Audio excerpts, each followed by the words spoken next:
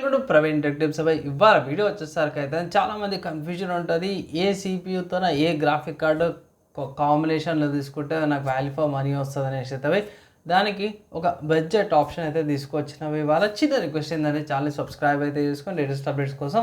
So మీ దగ్గర తక్కువ budget ఉంది, పైసలు తక్కువ ఉన్నాయి, నాకు బడ్జెట్ ఒక మంచి సిపియు, దానికి కంపాటబుల్ అయ్యేటట్టు మంచి సింక్లు నడిచేటట్టు ఒక మంచి గ్రాఫిక్ కార్డు, రెండింటికి మధ్యలో కాంబినేషన్ కావాలి అన్న ఒక పేరు కావాలి, ఒక మంచి అడ్వైస్ చెప్పాను, మంచి ప్రాసెసర్ అంటే ఏం లేదు, కళ్ళు మూసుకొని ఒకటే మాట చెప్తాను.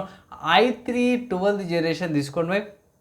కాంబినేషన్తో పాటు అంటే ప్రాసెసర్ వచ్చేసరికి సిపియూ వచ్చేసరికి i3 12th generation, then graphic card వచ్చేసరికి అయితేనేమో ఎన్విడియా వాళ్ళది 16 సిరీస్ గ్రాఫిక్ కార్డు తీసుకోవచ్చు. లైక్ 1650 ఉంది, 1650 సూపర్, 1660, 1660 టిఐ, 16 సిరీస్ గ్రాఫిక్ కార్డులు అయితే one of the good combinations అంటాను.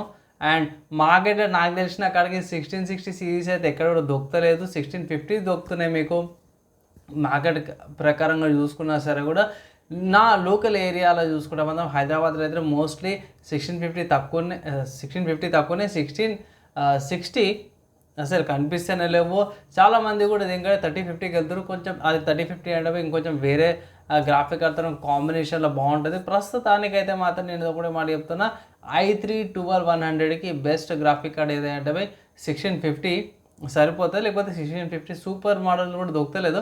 సో 1650 సిరీస్లో 16 సిరీస్లో ఏది తీసుకున్నా కూడా మంచి కాంబినేషన్ అనేసి అయితే నేనైతే మీకు ఒక అడ్వైజ్ అయితే చేస్తున్నాను.